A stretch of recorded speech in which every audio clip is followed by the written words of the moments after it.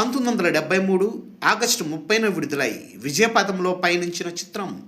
గాంధీ పుట్టిన దేశం. Rebel star Krishnaraju, Lata, జయంతి, ప్రమీల, ప్రభాకర్ రెడ్డి ప్రధాన పాత్రధారుడిగా, లక్ష్మీ దీపక్ దర్శకత్వంలో జయప్రద ఆర్ట్ పిక్చర్స్ పతాకంపై ప్రభాకర్ రెడ్డి నిర్మించిన ఈ సినిమా అప్పట్లో ఎక్కడెక్కడ విడుదలైంది,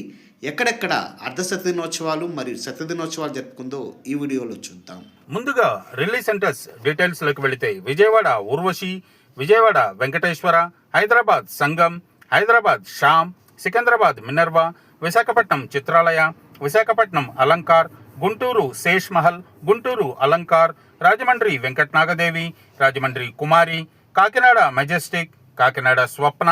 విజయనగరం న్యూ పూర్ణ, నెల్లూరు శ్రీరామ్, తెనాలి గైటి, భీమవరం మారుతి, గుడివాడ శ్రీ గంగామహల్, మచిలీపట్నం లక్ష్మి, ఏలూరు శ్రీ పాండురంగ, అమలాపురం రమ,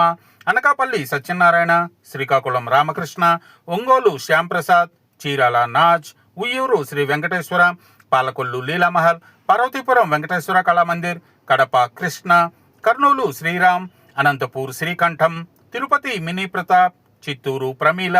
బళ్ళారి నటరాజ్, వరంగల్ లక్ష్మి, ఖమ్మం సుందర్, నిజామాబాద్ విజయ,